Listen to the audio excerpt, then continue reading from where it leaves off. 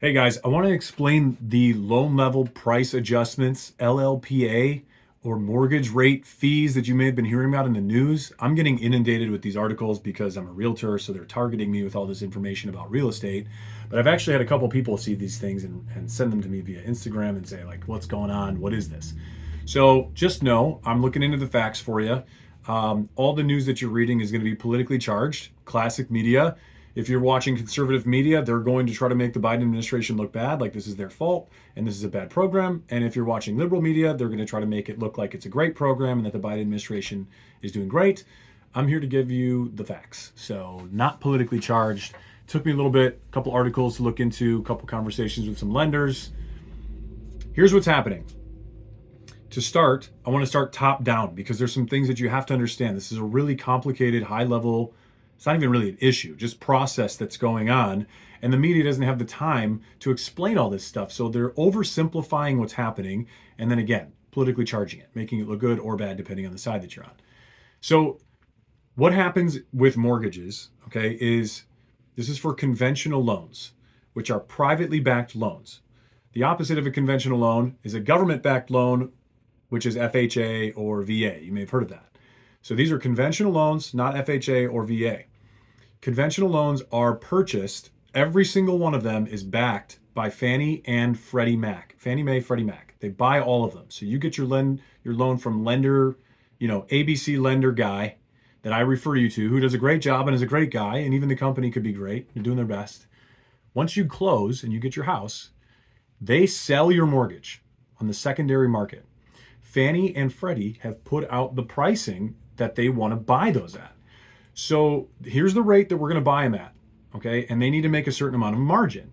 So they're letting all these lenders know this is what we're going to buy. If you deviate from that, then we're not going to pay as much, right? It's not as advantageous to us anymore because you gave away our margin to the buyer, to the borrower. So instead of the ABC lender guy taking that hit because they're not going to be able to sell it as much, they charge the borrower a fee. Now, what Fannie and Freddie was doing was they were like, well, look, if you're bringing us loans with good credit and a lot of equity, a lot of money down, then we'll still buy it, right? We're not gonna, we're not gonna buy it for a lot less because that's a pretty good borrower. So we'll give those guys better rates, right, for less cost, etc. So there's a lot of smoke and mirrors, a lot of moving parts.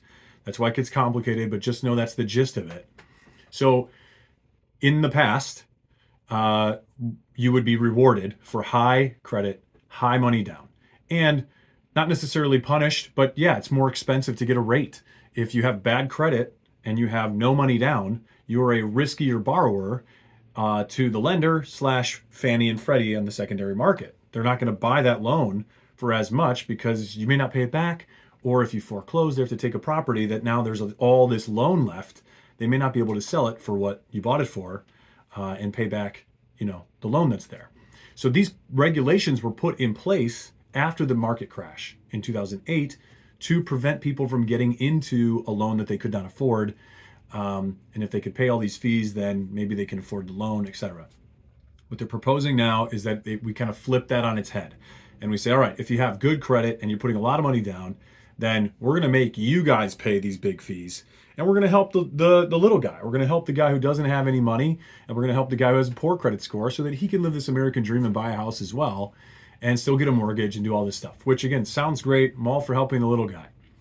So that's what they're proposing, is that we flip this.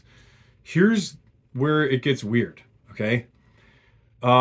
First of all, there's already programs out there, as I mentioned before, the government-backed loans, FHA and VA loans. Those are very advantageous for people who don't have a lot of money saved and or have poor credit, including bad debt to income ratios. So if you have a lot higher debt to income ratio, that's not good. You have more debt, right? Your credit score is not as good and you're not putting as much money down. There's already an FHA loan for you.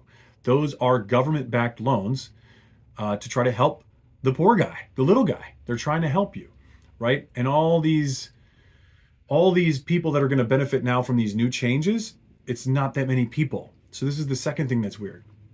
One, there's already something for these people, an FHA loan. Two, the conventional side, I read an article that said if these changes were in place last year, only 8% of the borrowers would have benefited from the way these rates are being flipped. So 92% of the borrowers are not going to see a change or see a worst case scenario where they're paying more than they would have.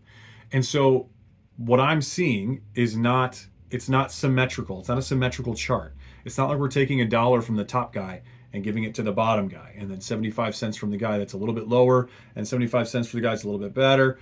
It's not an even distribution of how these fees are being charged, okay? What it looks like is very predatory, because the guy in the middle is the one getting hit the hardest. If you look at those charts I posted the other day on my story, the guy with like a 700 credit score putting 15% down gets hit the hardest. And so that's where it's weird. It seems like they looked at the chart and said, okay, this is where the majority of the mortgages were and the majority of the customers are. Let's charge them the most so that we can make more money, basically. And so those fees are going to be charged to you by your ABC lender guy, because they're not going to be able to sell it to Fannie and Freddie unless they charge you those fees and make up for the difference. And then Fannie and Freddie still get paid everything they're supposed to get paid. So they're just making money on every single mortgage. Their margins are staying the same, if not increasing now. And that's what's going on. I don't understand why they're doing this. Okay, I guess the Biden administration is it's a political move on their part, right? Steal from the rich, pay the poor.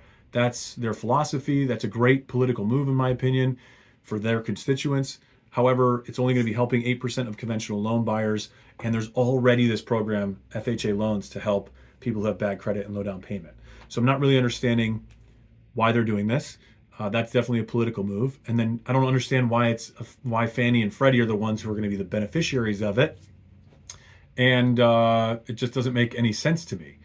What it actually might do is it might actually push people out of the market, which we actually kind of need, because we're really, really buyer heavy right now in real estate. So if there are buyers that drop out because of these fees, then potentially that's a good thing. It may satisfy the Fed, because the Fed will start to see a little bit of a slowdown. And so maybe they say, we don't need to raise rates as much anymore.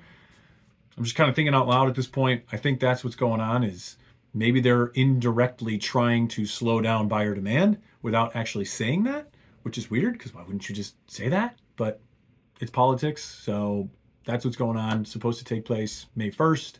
Not sure if it's actually official yet, but I know that lenders have been preparing for this, for any loans they're going to close May 1st or after. So we shall see what this looks like in a week or so.